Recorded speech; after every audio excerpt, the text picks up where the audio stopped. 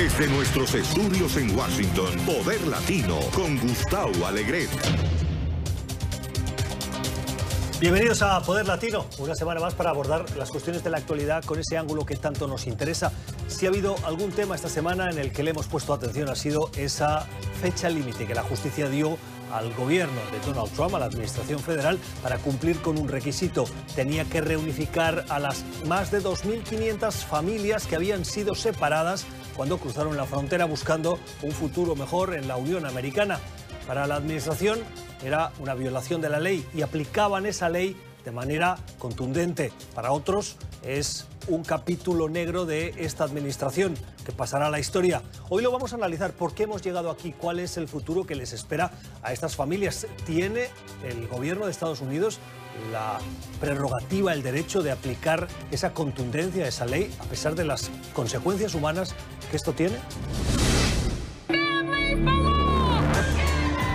El debate migratorio ha marcado la agenda política de Estados Unidos en las últimas semanas.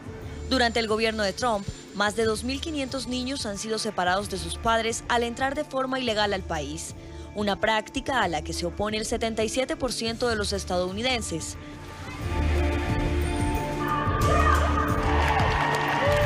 Después de enfrentar una fuerte presión por parte de la opinión pública, el presidente Trump se vio forzado a firmar una orden ejecutiva frenando la separación de las familias en la frontera. Sin embargo, se estima que todavía 700 padres no han sido reunificados con sus hijos. En algunos casos, los padres no pueden ser encontrados o tienen antecedentes penales. En otros casos, ya han sido deportados sin sus hijos. ¿Cuál es el futuro de las familias que todavía no se han podido reunir? ¿Cuál es el futuro de las familias que ya están juntas? ¿Cuáles son las consecuencias legales, políticas y psicológicas de la separación en la frontera?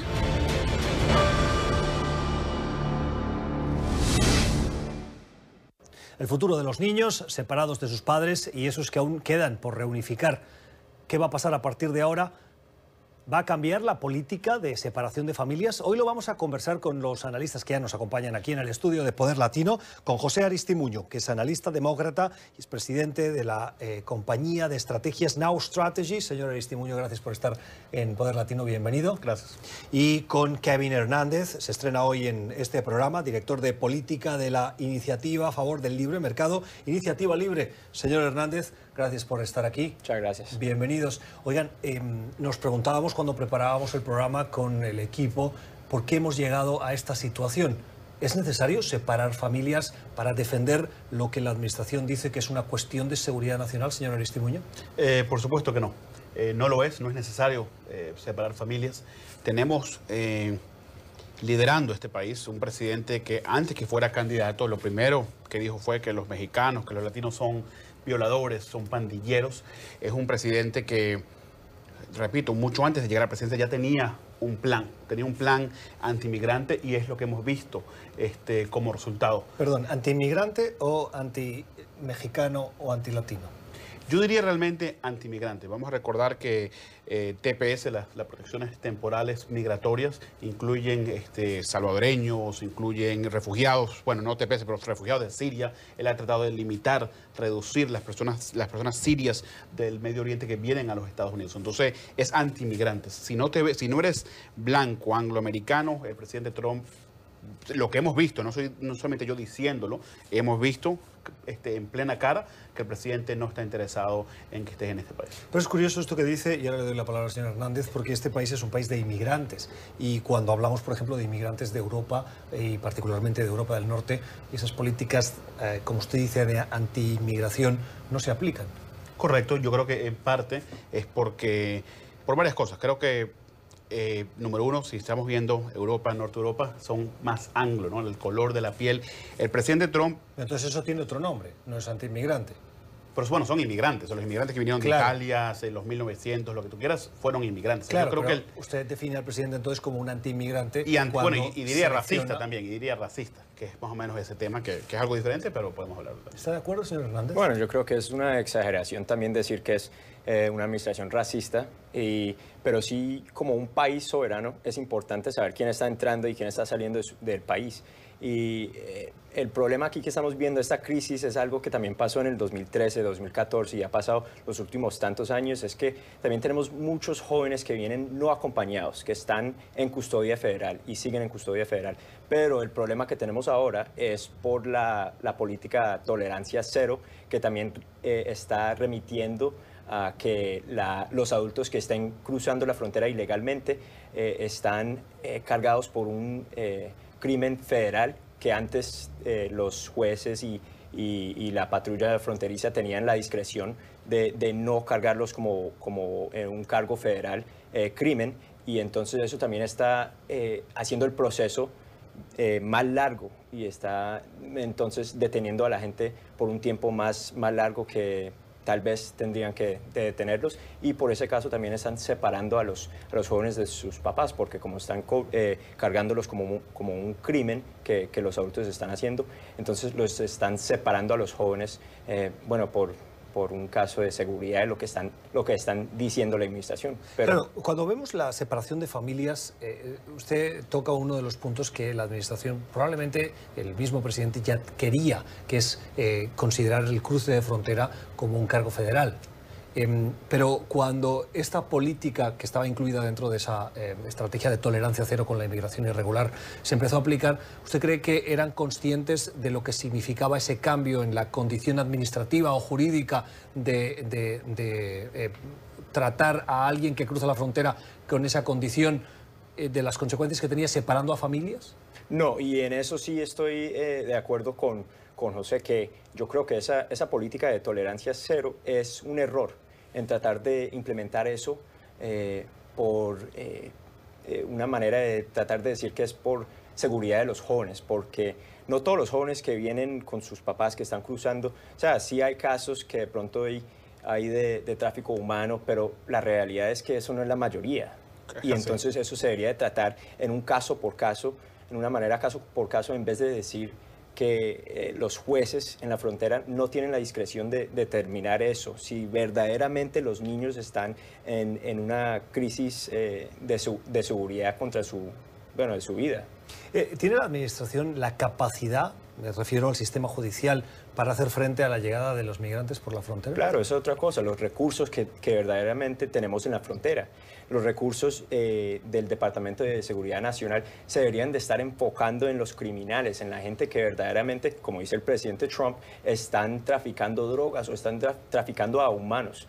Y verdaderamente con esta iniciativa de tolerancia cero, los recursos que tenemos en la frontera no se están pudiendo enfocar en eso, en el problema que verdaderamente está pasando, y lo que deberíamos de hacer es mirar la raíz de este problema. ¿Por qué la gente está viniendo? ¿Por qué están arriesgando sus vidas para venir y cruzar varios países en Centroamérica y arriesgarse y cruzar la frontera ilegalmente? Eso es lo que necesitamos mirar. Para también añadir algo que está diciendo Kevin, y estoy de acuerdo contigo al 100% que la política cero es un error, y esto es importante que la gente de Latinoamérica lo sepa. No es una ley, es una iniciativa, es una política que el presidente Trump puede pararla hoy mismo si quiere. No lo hace y trata de esconderse tras una propaganda de seguridad nacional, cuando sabemos que la realidad, si tú quieres realmente asegurar el país, la única manera, y creo que tú y yo podemos potencialmente estar de acuerdo en esto, es pasar una reforma migratoria. Pasando una reforma migratoria es la solución a este problema, porque se encarga de muchas cosas. Se encarga de, número uno, ver qué se hace con los más de 11 millones de personas indocumentadas que están en este país. Pone más seguridad en la frontera, que es algo que se necesita. Los demócratas, la mayoría de los demócratas, déjeme decir, no queremos fronteras libres.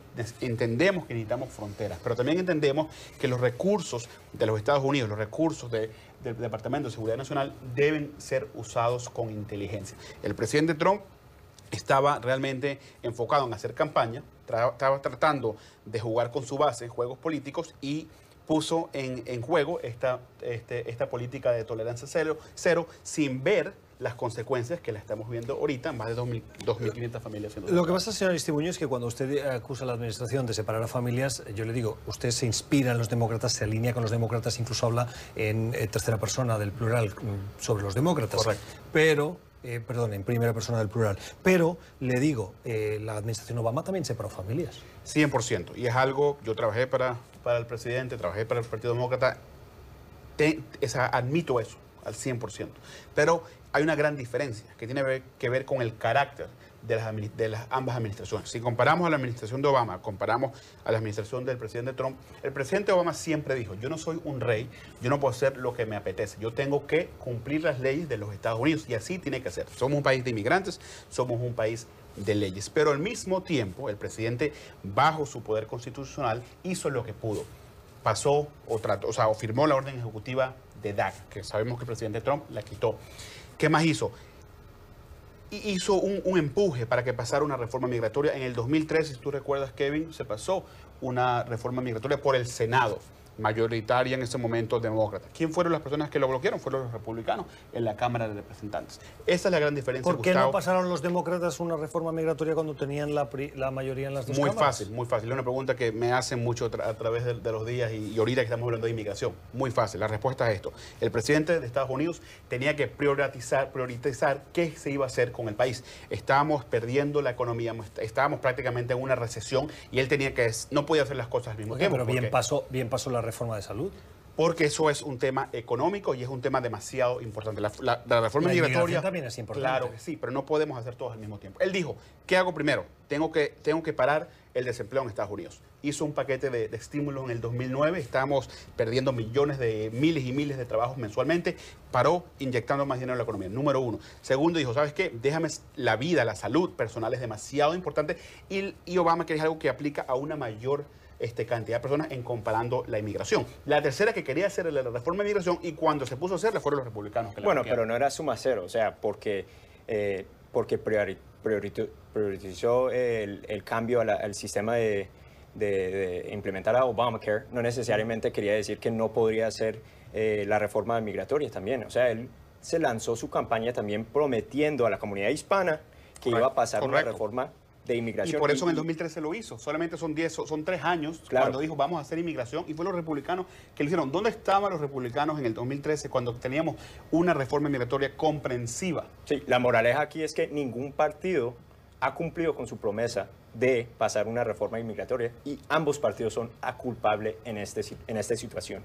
Estoy de acuerdo contigo al 100%. Creo que ahora más que nunca, Donald Trump, yo sigo creyendo hasta este buen día que él no es ni republicano ni demócrata, él es Donald Trump. Y después que él pierde la presidencia de nuevo en el 2020, va a crear su propio partido. Bueno, lo puedo saber ya. Eso es un wishful thinking, me parece. Bueno, tiene un poquito de esperanza, ¿no? Que eso es lo que ocurre. No sabemos qué va a pasar en el 2020 al 100%, pero sí te digo, Trump está siempre abogando por los intereses de Donald Trump, no por los americanos, no por los republicanos. Se me va del tema muy fácil. Usted que habla de estrategias de comunicación, vamos a centrarnos en el tema de las familias. Antes usted conversaba y comentaba, señor Hernández, que hay cosas que se pueden cambiar de la política migratoria, que si bien la iniciativa en la que usted trabaja y representa está alineado con los republicanos y con las políticas de los conservadores en Estados Unidos, sí que en esa parte de la política del programa que aplica esta presidencia hay cosas que se pueden cambiar. ¿Qué se cambiaría? Sí, claro. Bueno, primera cosa aquí es que también se necesita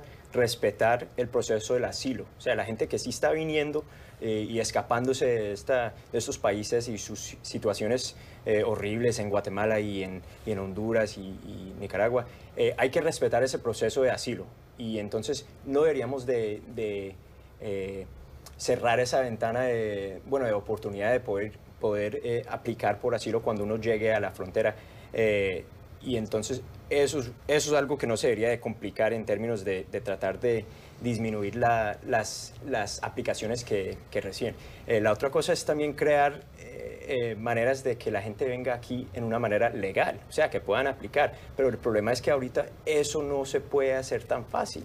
Y prácticamente la mayoría de las aplicaciones de visas de que la gente venga aquí en los Estados Unidos es por relaciones familiares. Y entonces eso es muy difícil para alguien que está tratando de escaparse de una situación muy mala en Centroamérica. Y si no tienen un familiar aquí en los Estados Estados Unidos prácticamente no pueden aplicar, no hay manera de aplicar. Entonces por eso se arriesgan también. Entonces hay que crear maneras más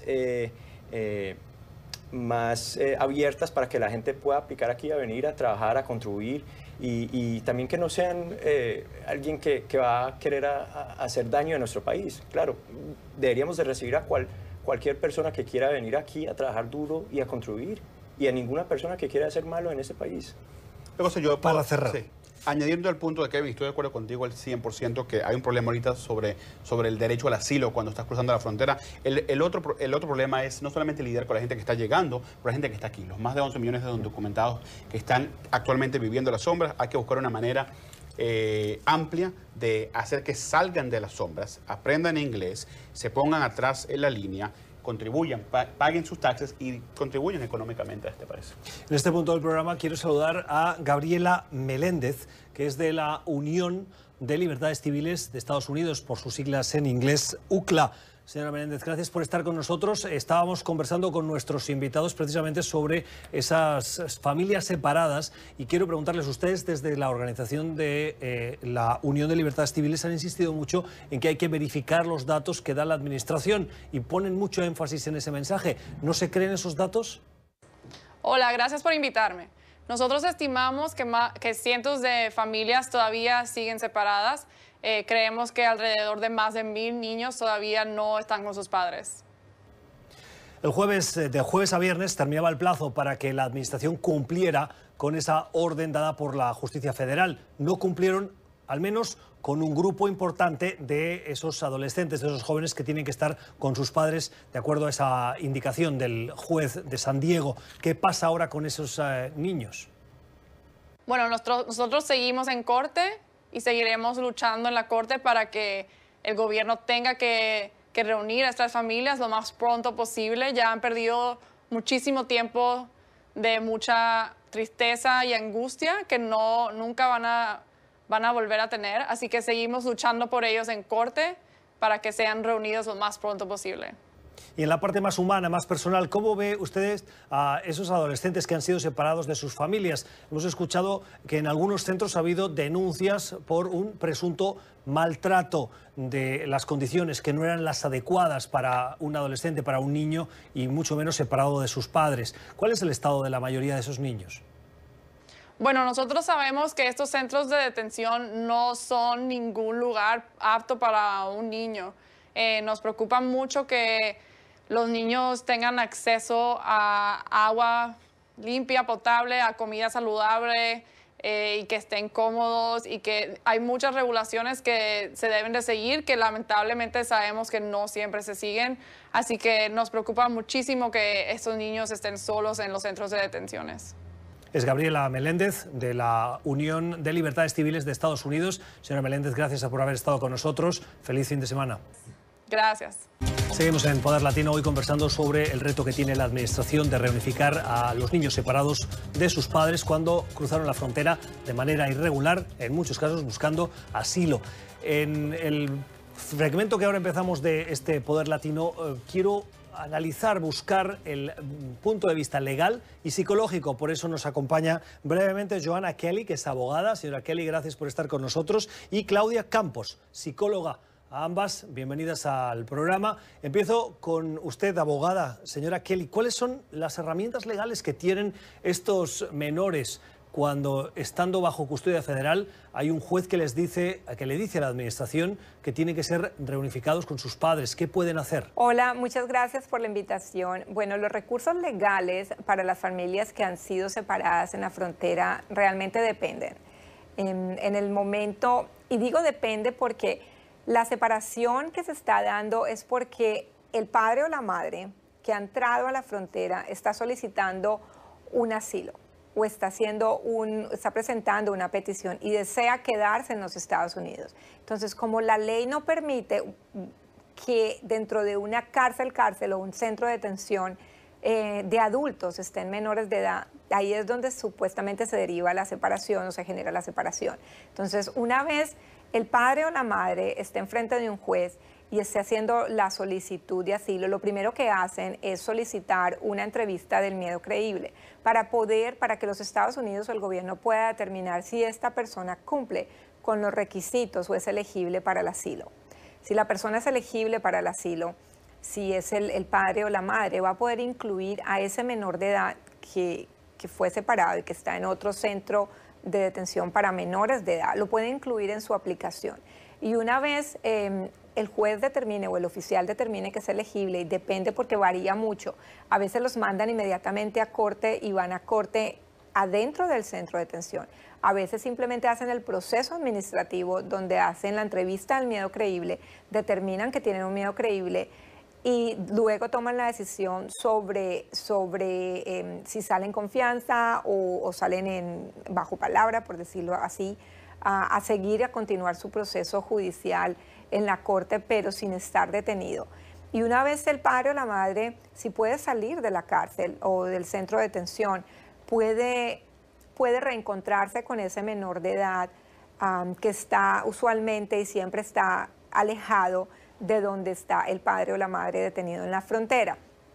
Ahora, también, si por cualquier razón, y es lo que está pasando ahora, estos padres que están detenidos no pueden salir rápidamente de la cárcel o de los centros de detención, ya sea porque el caso de asilo es muy complicado o porque tienen, por ejemplo, entradas anteriores y realmente no califican al asilo y solo pueden pedir el withholding, que es la suspensión del proceso de deportación, y tienen que quedarse detenidos. Esos menores de edad que están en otros centros de detención pueden ser solicitados por familiares o adultos responsables, quienes enviarían una petición a la oficina de refugio del Departamento de Salud para que puedan tomar custodia de esos menores de edad mientras los padres siguen en proceso de deportación en las cortes mientras están siendo detenidos. Entonces, esa es una posibilidad.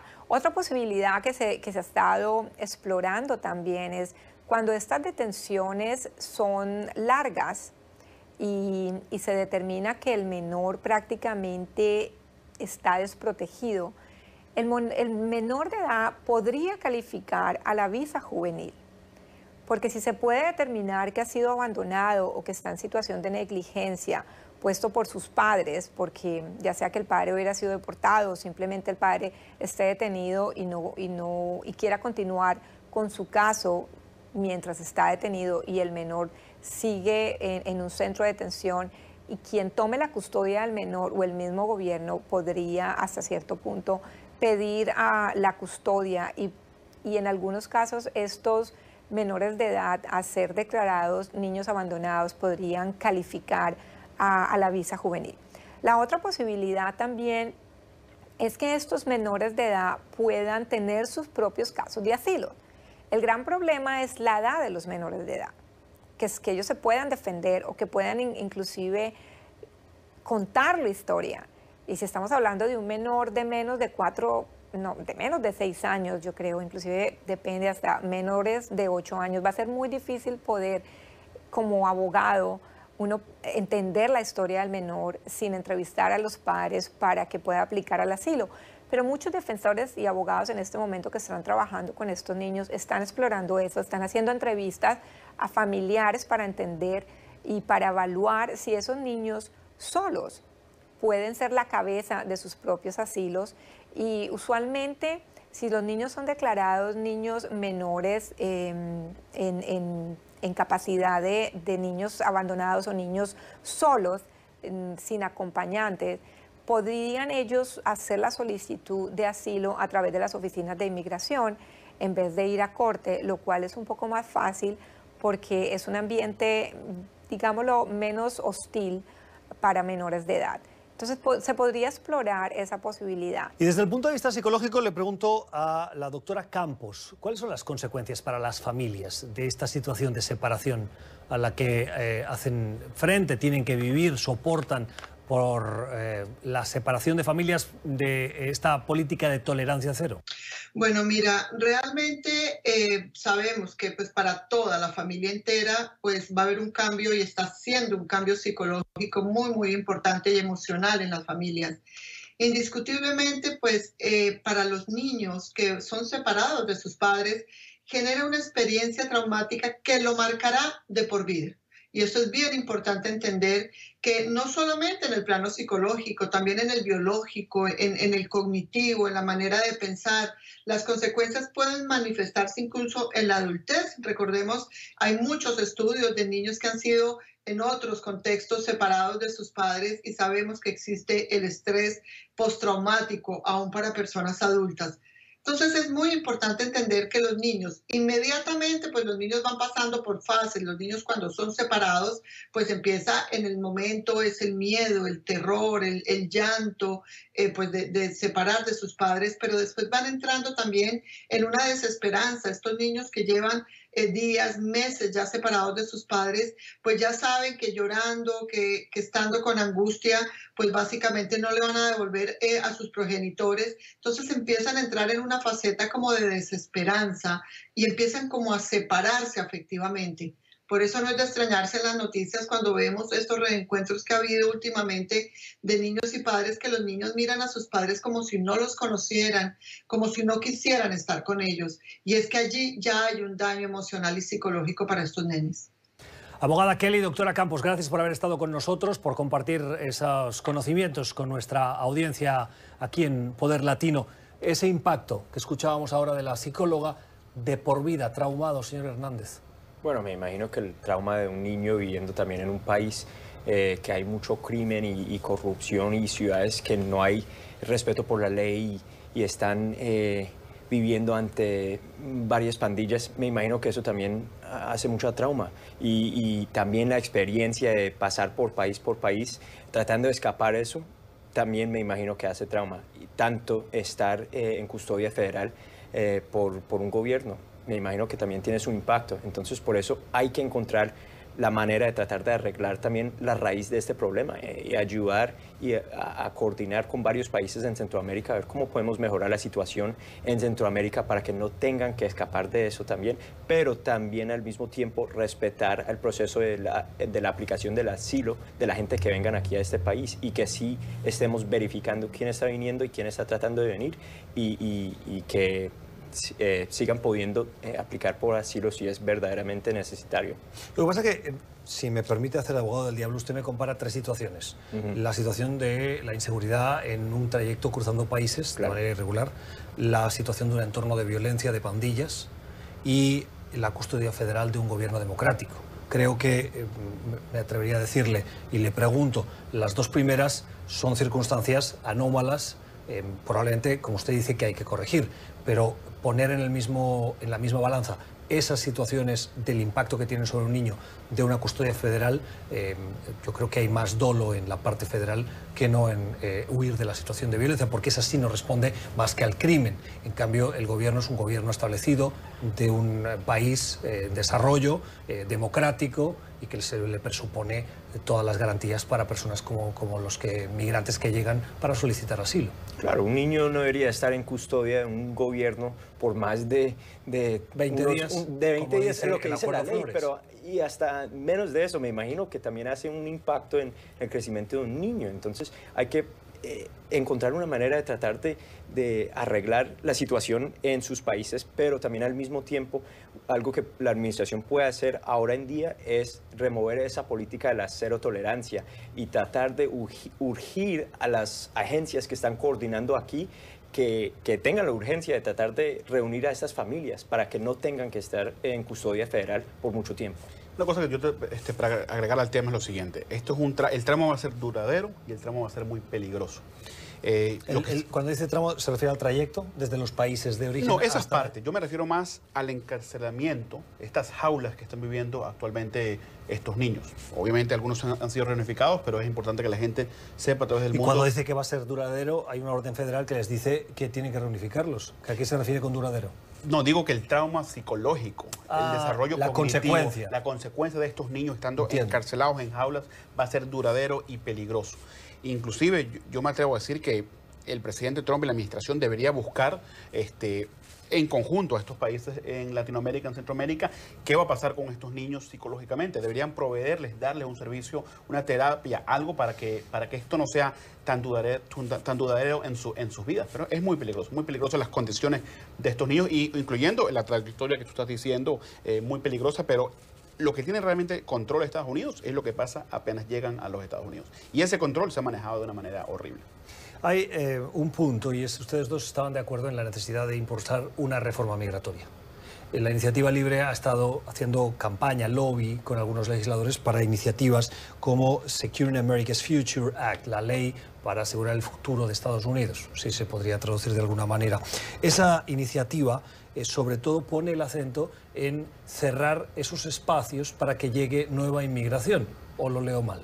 Bueno, la Iniciativa Libre salió en contra de esa legislación, porque al final del día cortaría las maneras de venir a este país y los números de inmigrantes legales por aproximadamente 40% cada año. Entonces sería un grave error tratar de cortar las avenidas legal que la gente podría venir y inmigrar, y también pensar que no les dé la incentiva a eso a la gente que vengan aquí ilegalmente. O sea, si uno cierra las avenidas para venir al país legal, claro que eso va a incentivar a la gente a venir por la frontera o por otra manera, o quedarse aquí por más tiempo de su vida. Y es lo que ha hecho, Gustavo, la administración actualmente. La administración actualmente de los Estados Unidos de Trump está enfocada en eliminar lo que se llama el chain migration, la inmigración por cadena. Él no quiere que si tú tienes un tío, un hermano, puedas pedir los paquetes. Cada vez que oigo lo de la inmigración en cadena, saco las uñas. Porque la migración en cadena es el concepto adoptado ahora, que en el fondo tiene su origen en lo que tradicional, históricamente en este país se ha llamado la reunificación familiar. Correcto. Y que el concepto ha sido transformado para el avance de una agenda política. Correcto, al 100%. Y me sorprende que usted como demócrata lo use. No, mira, porque es un término que se usa ya se ha intoxicado en el momento. Pero 100%. Yo no le presto mucho atención, o sea, la parte del término, cómo lo usamos, la realidad, la raíz de este problema es que el presidente Trump está tratando de limitar la inmigración legal en este país. Lo llames cadena, lo llames reunificación, como lo llames. Pero es como tú dijiste, nuestro país fue fundado en ese mismo tipo de reunificación familiar, toda la vida. Cuando le oigo hablar, señor Hernández, me llama la atención. Ustedes están alineados, como decíamos antes, con las políticas conservadoras de los republicanos y próximos a esta administración. ¿Por qué ustedes ven con tanta claridad que no se puede, como convenía ahora con José Aristimuño, cerrar esas entradas, esas posibilidades para solicitar la inmigración, para entrar en este país de manera legal? Y ustedes lo ven tan claro y en cambio la administración no lo ve, o si lo ve no lo practica. Bueno, es que también podemos ver varias circunstancias en la historia de este país. Por ejemplo, en los 1960s, que teníamos un programa de trabajar que se llama el programa Bracero. En ese entonces, cuando aplicaron ese programa Bracero para dejar a la gente de México venir a trabajar en el campo en los Estados Unidos, bajó la inmigración ilegal la población de inmigrantes ilegales por 90% en el país, simplemente creando un programa para que la gente se pueda inscribir, se pueda verificar quién está viniendo, y eso creó un sistema también que dejó a los recursos enfocarse en la crimen y en verdaderamente lo que deberían de estar tratando de parar de que cruce la frontera. Entonces, hemos visto que cuando el país nuestro crea más avenidas para que la gente venga legalmente, eso baja la población o baja la presión sobre la frontera de la gente y la población que está tratando de venir ilegalmente. Un punto más para añadir es que es inclusive no solamente reducir el crimen en la frontera, pero reducir el crimen interno de los Estados Unidos. A los republicanos, a muchos republicanos les encanta decir que la inmigración indocumentada incrementa los crímenes. Se está avanzando a la tercera parte del programa, pero cierre su idea. Bueno, la cierro la idea y es muy simple. Si nosotros legalizamos la mayoría de los inmigrantes indocumentados en el país, va a ser mucho más fácil que la patrulla fronteriza, el FBI, quien sea, realmente vea quiénes son los criminales dentro del país. Seguimos en Poder Latino hoy con José Aristimuño y con Kevin Hernández, precisamente conversando sobre la política de separación de familias. Antes de irnos a la pausa, el señor Aristimuño hacía una defensa de la regularización de los que se estima que son 11 millones de ciudadanos que están viviendo en Estados Unidos de manera irregular. Y yo le quería preguntar, oiga, si alguien ha hecho las cosas mal, es decir, está en Estados Unidos viviendo de manera irregular, ahora abriéndole la puerta y dándole el premio de una regularización, es decir, que nos olvidamos de lo que pasó y ahora ya puede vivir aquí, en el fondo, no crea, como dicen los detractores de esa posición, de esa política, un efecto llamada para decir, en algún momento Estados Unidos siempre acaba haciendo regularizaciones, entonces vámonos para allá y esperemos a que llegue? Claro, pues no, estoy en contra de esa premisa y no es premiar, es darle a estos millones de personas una oportunidad al sueño americano. Cruzaron la frontera de una forma indocumentada, sí, pero estaban huyendo, Gustavo, huyendo de pandillas, estaban huyendo de violencia, su vida estaba en peligro, no tenían otra alternativa que cruzar esa frontera. Sí, pero un momentito, los 11 millones de ciudadanos indocumentados no todos vienen huyendo. Hay muchos que han llegado a este país simplemente porque en sus países, que puede ser Ecuador, puede ser Centroamérica, puede ser, quiero decir, Guatemala o Honduras, y que simplemente el trabajo que hacían en sus países no les satisfacía lo suficiente, y vinieron como turistas. Correcto. Y se quedaron. Pero bueno, eso tienes toda la razón. Pero hay una solución a ese problema. Muy fácil. Pasemos una reforma migratoria que tenga un sistema que hagamos que eso no vuelva a ocurrir. Los que están aquí, hay dos decisiones. O nos mostramos que somos el gran país fuerte y deportamos a los 11 millones, una gran mayoría. Yo creo que en el fondo... Lo cual es imposible. Y económicamente es imposible, no representa los valores que somos como país. Deportados no me parece correcto, pero pareciera que esta administración a veces juega con esa idea. Y la segunda idea es legalizar a las personas. Yo no creo en una segunda clase de ciudadanos. Creo que hay que legalizarlos full, con un camino a la ciudadanía, no un camino a un programa Guest Worker Program, no un camino solamente con una visa de trabajo, un camino que los legalice. Siempre y cuando de una manera justa. ¿Qué significa eso justo? ¿Por qué no es premiar? Se ponen atrás de la línea. Si no han pagado taxes en algunos años, que paguen todos esos taxes, que aprendan inglés, que se asimilen al sistema americano y, lo más importante, no sean criminales, no tengan ningún antecedente penal federal peligroso y que contribuyan económicamente a este país. Lo de la palabra me llama la atención. ¿Para ser ciudadano estadounidense hay que saber inglés? No, oficialmente no tienes que saber inglés, y esto es importante que la gente lo sepa, no es el lenguaje oficial, pero deberías asimilarte al país. O sea, es recomendable que hablen inglés. Listo. Sí, estoy de acuerdo en la mayoría de lo que dijo José, pero lo único que sí digo es que pasando una reforma inmigratoria sí sería algo muy bueno y que arregla bastante los problemas que tenemos, pero decir que nunca más vamos a tener el problema de inmigración ilegal es ser tal vez ilusionado en eso, porque sí, verdaderamente, si pasamos una reforma inmigratoria que crea las avenidas propias que gente pueda aplicar y venir aquí legalmente, sí va a ayudar en la frontera con la gente que está viniendo ilegalmente, pero yo creo que siempre vamos a tener un problema de gente cruzar una frontera por cualquier... Pero hay que reducirlo, no 11 millones, pero que tengamos 1 millón, algo mucho menos. ¿Y sabes cómo se soluciona eso?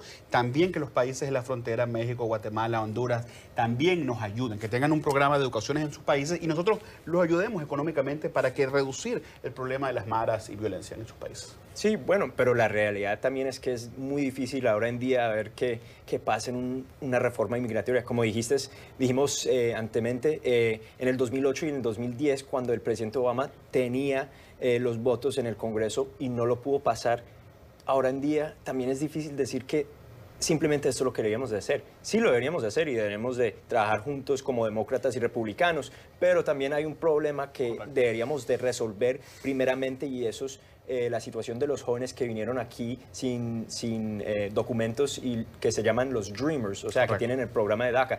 Eso es un programa o una situación muy pequeña, este problema que tenemos de un sistema muy quebrado inmigratorio que se puede arreglar ahora y al mismo tiempo también fortalecer nuestra frontera y varias y lo teníamos cosas que podemos hacer. En vigor, pero fue el presidente Trump que lo quitó. El presidente Obama firmó la orden ejecutiva, fue el presidente Trump que lo quitó. Bueno, ambos partidos y miembros de ambos partidos han jugado mucho a la política en esto. Hablando de DACA, están hablando en las campañas fue el presidente Trump. Fue el presidente Trump que lo quitó. Ambos políticos de ambos partidos están hablando ahora en día, antes de las campañas de noviembre, que lo van a arreglar y lo van a arreglar, pero no han hecho nada. Entonces lo que deberíamos político, pero vamos a reconocer que fue el presidente Obama y la mayoría de los demócratas que pusieron ese programa en el lugar.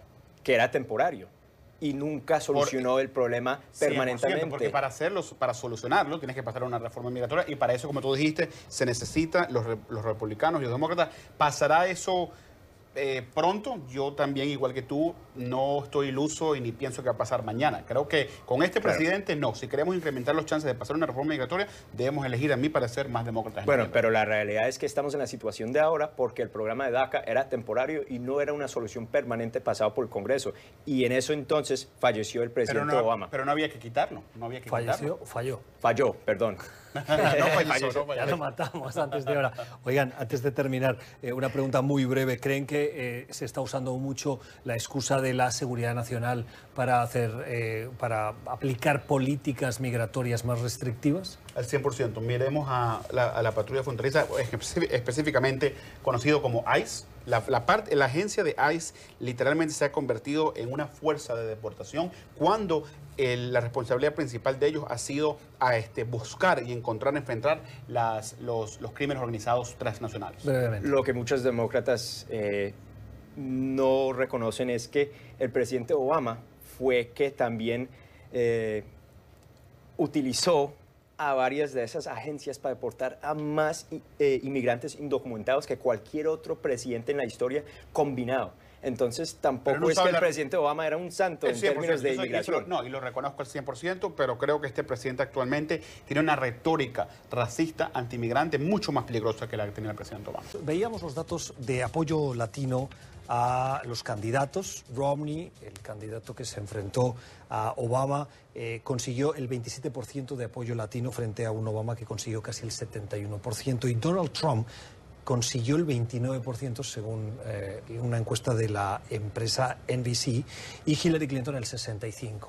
Yo no sé si se puede convenir que habitualmente el voto latino ha estado más próximo a los demócratas que los republicanos. Señor Hernández, el hecho de que el voto latino no sea tan fundamental para los republicanos hace que no les importe tanto a la hora de aplicar esa política restrictiva si enojan a una comunidad como la latina. Bueno, no creo, porque la población hispana aquí en los Estados Unidos también está creciendo en una manera más grande que cualquier otra población de cualquier otras nacionalidades.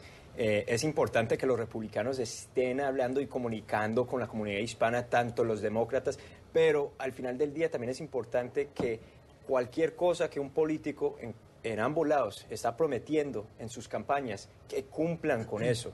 Eso es lo que quieren ver los votantes, tanto republicanos que demócratas, especialmente en el tema de inmigración. Señor Aristimuño. Yo creo que viendo el tema del voto latino es muy simple. El voto latino, el ciudadano latino en los Estados Unidos siempre va a tratar de buscar el candidato, ni siquiera casi el partido, el candidato que se represente más los valores. Y es por eso que los latinos históricamente se han ido más por el Partido Demócrata, porque pienso realmente que se identifican más con las cosas que nosotros estamos abogando. Pero al final del día, esto es importante que la gente lo sepa, los latinos no solamente les importa la reforma migratoria, les importa la economía, el cambio climático, el cuidado de salud, etcétera. Vemos qué va a pasar en noviembre, se va a poner muy interesante. Pero cuando usted dice nosotros, oiga, a Reagan le apoyaron los latinos de manera abrumadora. Y Reagan era republicano. Era republicano. Otro tipo de republicano que ya no se ha visto en los últimos 5 años desde que se fundó el partido Tea Party. Ya la ultraderecha, los republicanos, se ha ido ya a otra cosa que la gente ni lo reconociera. Si Reagan estuviera vivo hoy, no reconociera el Partido Republicano actual. ese sí falleció. Eso sí lo podemos confirmar. Exacto. Bueno, tenemos que dejarlo aquí. Kevin Hernández, director de políticas de la Iniciativa Libre, gracias por haber estado con nosotros. Muchas gracias. Y José Aristimuño, analista demócrata, presidente de Now Strategies, siempre peleones los dos. Gracias por haber estado en el programa y habernos ayudado a entender estas dos visiones sobre estas cuestiones de la actualidad.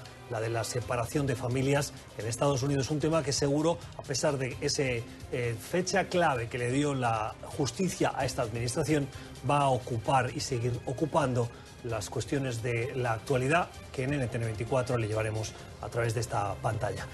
A ustedes, gracias por su confianza. Feliz domingo.